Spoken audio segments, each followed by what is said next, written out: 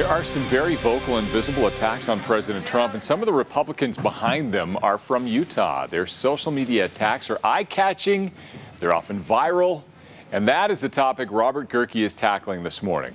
He's live with more on his column this morning in the Salt Lake Tribune. Good morning, Robert. Good morning, guys. How are you? Great. So you were talking about the Lincoln Project. It's getting a whole lot of traction, especially on Twitter. Can you explain for folks who aren't quite sure what their ideals are and what they're trying to portray during this election? Yeah, I saw the first Lincoln Project ad a few months ago. It was the first one that caught my eye, and since then they've come out with 2 or 3 or 4 ads a week, really, and they're pretty hard hitting. They're hard-focused attacks criticizing Donald Trump. But it's a group of Republicans, longtime Republican strategists, campaign workers, and so forth.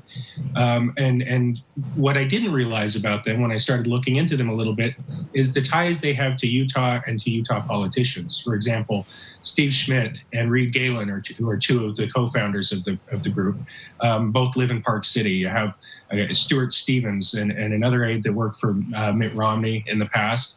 And you have John Weaver, who was a longtime McCain campaign guy who helped run John Huntsman's presidential bid, if you remember that.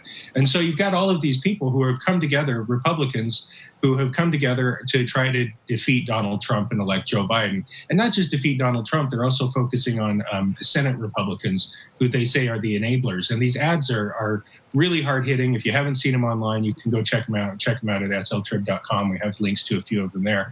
They've really gotten under Trump's skin. I've been on the receiving ends of some critical tweets from the president, of course, some late night Twitter rants that he's gone on. And they think that they're moving the needle. They think that they're getting those disaffected Republicans, people who, we see a lot of these people in Utah who are not necessarily happy with the president, but they're longtime Republicans, and so they're sort of on the fence because of that. Yeah, so it sounds like these are Republicans, or at least former Republicans, but ostensibly Republicans trying to dissuade people from voting for the sole Republican candidate on the ballot. So what is their ultimate objective, do you think? I mean, right now they say their ultimate objective is to defeat Donald Trump. They criticize him, for example, on his inaction on the Russian bounty issue when the Russians were paying Taliban fighters to kill American troops. They've really been critical on COVID lately. Some hard-hitting ads about the death toll and the president's denials and his inaction on that. They're critical of his personal conduct, and so they really focus in on him. But again, like I said, they're expanding the field now to try to defeat the Republican enablers, as they call them. Obviously the hardcore Republicans, the Republican establishment doesn't like this, but they just think that the president's conduct has been such that it goes beyond the pale, that they have to put the country before their party. At least that's their explanation. I talked to, for example, former House Speaker Greg Hughes, who's obviously a huge Trump supporter.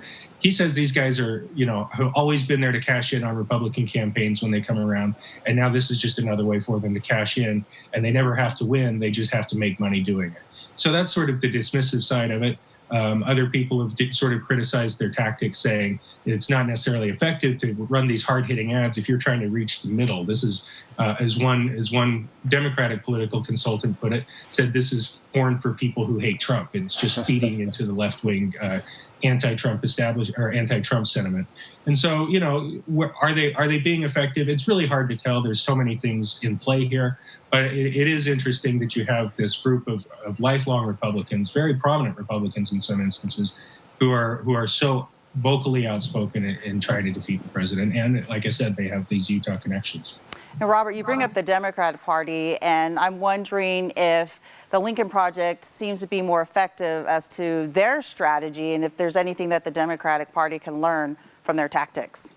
Yeah, I mean, there are a few things they're doing really well, that the Lincoln Project is doing really well, and that is they're doing these ads really quickly. They're turning them over. A news story will break one day. They'll have an ad up, a 30-second, minute-long ad up, and later that day.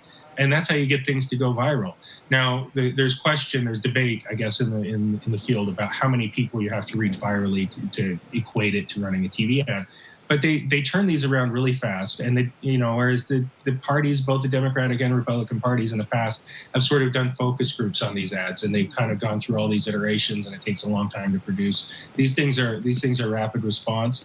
Again, they're hard hitting. The messages are things that the Democrats have talked about, but they're talking about them maybe a little bit faster and more effectively. And so there are lessons, I think, to be taken away. There's also this thing that, one of the consultants I talked to, Reed Galen, told me. He said, you've got to be in the president's face. They've got an audience of one for some of these ads, that they're just trying to hammer the president, get his attention, get him upset, get him on Twitter, just firing back. And so if you do that, they think that you kind of take away his room to maneuver and operate. I'm telling you, politics this election season are becoming so interesting. We've got the viral to the virulent is what's really kind of going on in politics now. So from all sides, some sides that you would never expect. So your topic, very interesting today.